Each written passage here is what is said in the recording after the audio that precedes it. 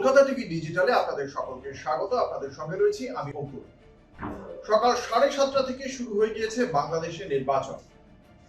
বাংলাদেশের যে প্রধান যুযুধান দুপক্ষ, একদিকে বিএনপি এবং অন্যদিকে জামাতে ইসলামী এবং সহযোগী ন্যাশনাল সিটিজেন পার্টি, এই দুপক্ষই যেটা বলেছিল যে ফজরের নামাজ পড়েই যেন ভোট দিতে চলে যান ভোটাররা, এবং তারপর যতক্ষণ না ভোট শেষ হচ্ছে অর্থাৎ বিকেল 4:30 সেই সময় পর্যন্ত যেন ভোট কর্মীরা, ভোটাররা শুধু নয়, সংগঠকরা, দলীয় সংগঠকরা, তারা যেন ভোট কেন্দ্রে থাকেন। কারণ ভোটে এই যে 2024 আমরা যেটা দেখেছিলাম, বাংলাদেশের যে অচলাবস্থা তৈরি হয়েছিল, যাকে মনসুন রেভলিউশন বলা হচ্ছে, সেই রেভলিউশনের পর শেখ হাসিনার পদত্যাগ এবং তারপর সেখানে নতুন অন্তর্বর্তী প্রশাসন, সেই অন্তর্বর্তী প্রশাসনের পর এবার নির্বাচন হচ্ছে, ত্রয়োদশ নির্বাচন।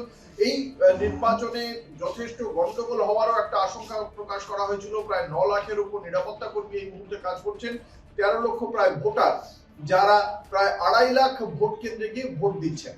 এবং এই পরিস্থিতিতে দাঁড়িয়ে যদি নির্বাচন কমিশন পক্ষপাতিত্ব করতে পারে, এই আশঙ্কা প্রকাশ করেছিল যুযুধান দুপক্ষই।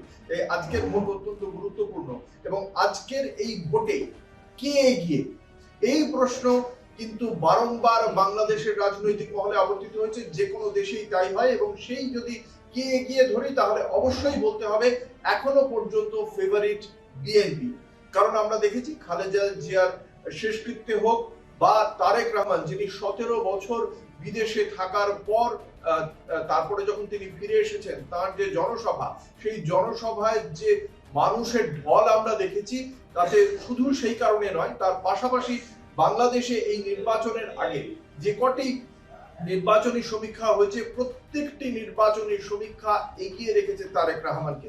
আমরা যদি দেখি সেই নির্বাচনী সমীক্ষাগুলোর রেজাল্ট, ন্যাশনালিস্ট রিসার্চ সেল বা এনআরসি এর একটা সমীক্ষায় দেখতে পাওয়া যাচ্ছে যে বাংলাদেশে 300টি আসনের মধ্যে 299টিতে নির্বাচন হচ্ছে, এবং এর মধ্যে ম্যাজিক ফিগার হচ্ছে 151। এই 151-র মধ্যে ন্যাশনালিস্ট রিসার্চ সেল ইতিমধ্যেই বিএনপি কে প্রাক নির্বাচনী সমীক্ষায় 220টা আসন এগিয়ে রেখেছে। অন্যদিকে এমিনেন্স অ্যাসোসিয়েট বলে যে সংস্থা, যে সমীক্ষক সংস্থা, তারা এগিয়ে রেখেছে 208টি আসনে। ফলে দুটি গুরুত্বপূর্ণ সমীক্ষক সংস্থা এগিয়ে রেখেছে বিএনপিকে। এবং বিএনপির ক্ষেত্রে এক্ষেত্রে যেমন তাদের মূল শক্তি, যেমন একদিকে তারেক রহমান নিজে, খালেদা জিয়ার একটা সেন্টিমেন্ট কাজ করছে, এবং তার সঙ্গে সঙ্গে বিএনপির একটা দীর্ঘদিনের সংগঠন রয়েছে বাংলাদেশে। কিন্তু তার সত্ত্বেও একটা সমস্যা রয়েছে, যে বিএনপির যে সমস্যা সেটা হচ্ছে গিয়ে গ্রামীণ স্তরে কতটা সংগঠন রয়েছে এবং জেনজেডের একটা উপস্থিতি। বিএনপির যেটা শক্তি, যেটা এখনো পর্যন্ত সমীক্ষকরা বলছেন, বিএনপির শক্তি হচ্ছে আওয়ামী লীগ। কেন আওয়ামী লীগ? আওয়ামী লীগ এই ভোটে অংশগ্রহণ করতে পারছে না। তাদের দেশের আদালতে যে রায় দিয়েছে, তাতে আওয়ামী লীগ এই নির্বাচনে অংশগ্রহণ করতে পারছে না রাজনৈতিক দল হিসেবে। 51টা রাজনৈতিক দল এই নির্বাচনে অংশগ্রহণ করছে, কিন্তু আওয়ামী লীগ করছে না। তার কারণ তাদের বিরুদ্ধে একাধিক অভিযোগ রয়েছে। কিন্তু এই আওয়ামী লীগের সদস্য সমর্থকদের অন্তত অর্ধেক বিএনপির সঙ্গে জুড়েছে, এমনটাই মনে করছে সেদেশের সমীক্ষক সংস্থাগুলি। বিভিন্ন বারংবার সমীক্ষার পর তারা তেমনটাই মনে করছেন। ফলে আওয়ামী লীগের একটা বড় অংশ যদি বিএনপির সঙ্গে যায়, অর্ধেক যদি বিএনপির সঙ্গে যায়, তাহলে অত্যন্ত তাৎপর্যপূর্ণ সেটা, এবং সেক্ষেত্রে বিএনপির দিকেই পাল্লাটা ভারী হয়ে থাকে। আর অপর পক্ষের দিকে যুযুধান দ্বিতীয় পক্ষ জামাতে ইসলামী, এটা মৌলবাদী একটি সংগঠন বলেই তাদের বিরুদ্ধে অভিযোগ রয়েছে। তাদের সঙ্গে যোগ দিয়েছে ন্যাশনাল সিটিজেন পার্টি।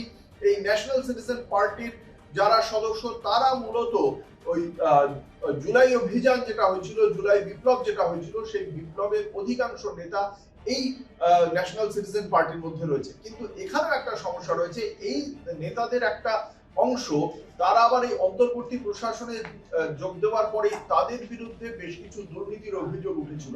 ফলে এই দিক থেকে এদের গ্রহণযোগ্যতা কতটা থাকবে তা খুব গুরুত্বপূর্ণ। এই গ্রহণযোগ্যতা কাদের কাছে? ভোটারদের কাছে। ভোটারদের মধ্যে যদি আমরা তাকাই, এই টোটাল যে 13 লাখ প্রায় ভোটার, এই 12 কোটি 77 লাখের মতো, সেই 13 লক্ষ ভোটারের মধ্যে 44% হচ্ছে জেন জেড ভোটার। এবং মনে করা হচ্ছে, বাংলাদেশের নির্বাচনী সমীক্ষকরা মনে করছেন যে এই 13 লক্ষ ভোটারের মধ্যে 44% জেন জেড ভোটার, তারাই বাংলাদেশের নির্বাচনে কে জয়ী হবে সেই ভাগ্য নির্ধারণের খেলায় তারাই সবচেয়ে নির্ণায়ক ভূমিকায় উঠে আসবে। এবং এরপরেও বলছি যে এই যে ধর্মীয় রক্ষণশীল যে বাংলাদেশের জামাতে ইসলামীর যে জোট, সেই জোটের সম্পর্কে যে সমীক্ষা হয়েছিল, সেখানে international institute of law and diplomacy বলে একটি সংস্থা, তাদের একটি সমীক্ষা, সেখানে কিন্তু বলা হচ্ছে হাড্ডাহাড্ডি লড়াই হবে। এবং সেক্ষেত্রেই দুটি রাজনৈতিক দল, দুটি রাজনৈতিক জোট, অর্থাৎ একদিকে বিএনপি এবং অন্যদিকে জামাত, এই দুটি জোটের মধ্যে একটা হাড্ডাহাড্ডি লড়াই হবে। এবং সেক্ষেত্রে 101, 105, 105, 108 এরকম বিভিন্ন সংখ্যা আমরা দেখতে পাচ্ছি। এবং সেক্ষেত্রে জামাতের সঙ্গে একটা হাড্ডাহাড্ডি লড়াই হচ্ছে বলেই মনে করছে আইআইএলডি। এবং সেক্ষেত্রে আগামীকালের মানে এই আগামীকাল তো রেজাল্ট বেরোবে, শুক্রবার আনুষ্ঠানিকভাবে রেজাল্ট বেরোতে চলেছে, কিন্তু রেজাল্টের আগে আজকে যে বিষয়গুলি মানে ভোটের ক্ষেত্রে গুরুত্বপূর্ণ হতে চলেছে, তার একটা বড় জায়গা হচ্ছে এই 44% ভোটার যারা 18 থেকে 37 বছর বয়সী। এদের পক্ষ থেকে যেটা বারংবার বলা হচ্ছিল যে এই ভোটে যেহেতু দুটি ব্যালট পেপারে তাদের মত দিতে হচ্ছে, একটি সাদা একটি গোলাপি, এবং সংসদের বেশ কিছু সাংবিধানিক পরিবর্তন করার পক্ষে হবে কি হবে না সেই নিয়ে একটি ভোট হচ্ছে।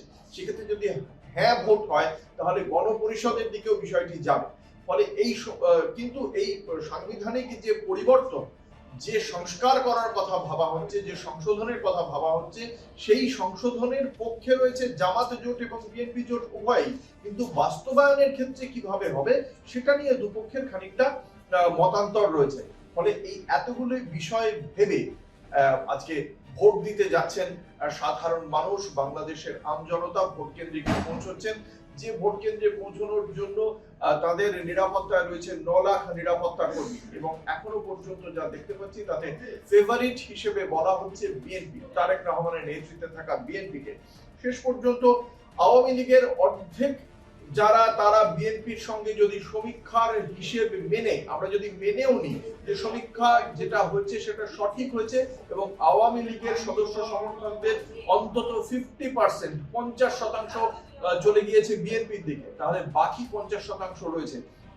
এই 50% কি পুরোটা শিফট করবে জামাতের দিকে, জামাতের ছোট শরিকদের দিকে, নাকি এই বাকি 50% সেক্ষেত্রে এনসিপির দিকে, অর্থাৎ ন্যাশনাল সিটিজেন পার্টি, বা বাকি 50% খানিকটা ঝুঁকে থাকবে, পাল্লা ভারী করবে বিএনপির দিকে? এই বাকি 50% অর্থাৎ নীরব ভোটার, যারা এখনো পর্যন্ত সমীক্ষক সংস্থার সামনে তাদের মুখ খোলেননি, ফলে যাদের সম্পর্কে কোনো ধারণা তৈরি করা যাচ্ছে না, তারা কিন্তু অত্যন্ত গুরুত্বপূর্ণ ফ্যাক্টর হয়ে উঠবে বাংলাদেশের ভোটে। এবং তার জন্য আমাদের অপেক্ষা করতে হবে। আজকে বিকেল 4:30টার সময় ভোট শেষ হচ্ছে এবং তারপরে আগামীকাল সকাল থেকে, মানে আজকে বিকেল থেকেই গণনা শুরু, আগামীকাল সকালে আনুষ্ঠানিক ফল ঘোষণা। কিন্তু আজকে বিকেল পর্যন্ত বাংলাদেশের নির্বাচন সামগ্রিকভাবে কতটা সুষ্ঠুভাবে সম্পন্ন হয় সেটা যেমন দেখা, ইলেকশন ইঞ্জিনিয়ারিং সেটা আদৌ হচ্ছে কিনা, বা হলে সেখানে কে এগিয়ে থাকছে, কারণ জোট যার বলুক তার, যার যেখানে সংগঠন বেশি সে সেখানে বেটার রেজাল্ট করবে। ফলে সেটাও একটা গুরুত্বপূর্ণ ফ্যাক্টর যে এই 299টি আসনে কোন রাজনৈতিক দলের সদস্য সমর্থকরা বা সংগঠকরা এগিয়ে রয়েছে। তার জন্য অপেক্ষা করতে হবে আগামীকাল সকাল পর্যন্ত আনুষ্ঠানিকভাবে ফলাফল ঘোষণার জন্য। কিন্তু ইউনূসের ভবিষ্যৎ কি হবে? মোহাম্মদ ইউনূস, যিনি অন্তর্বর্তী প্রশাসক, বিভিন্ন তার জন্য আমরা দেখতে পাচ্ছি বিভিন্ন চর্চা চলছে যে তার কি হবে। তিনি কি তাহলে যেই ক্ষমতায় আসুক নির্বাচনে জিতে, তার সঙ্গে সর করে তিনি কি তাহলে কোনোভাবে এই যে পরবর্তী সরকার গঠিত হবে, নির্বাচিত সরকার, সেই নির্বাচিত সরকারে কি ইউনূসের কোনো ভূমিকা থাকতে পারে?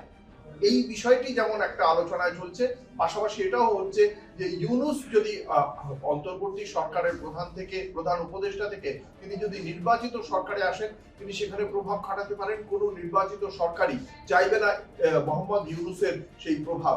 ফলে সেখানে নির্বাচিত সরকার আসলে প্রথম কাজ হবে মোহাম্মদ ইউনূসকে বাদ দেওয়া। তার জন্য আমাদের জানতে হবে যে আগামী দিনে সেই বিষয়ে নির্বাচিত সরকার কে আসে এবং তাদের মনোভাব কি থাকে। তার জন্য অপেক্ষা করতে হবে আর মাত্র কিছুক্ষণ। এবং সেই খবরের আপডেট দেখতে আপনাদের চোখ রাখতেই হবে কলকাতা টিভি এবং কলকাতা টিভি ডিজিটালে রাত দিন 7 দিন।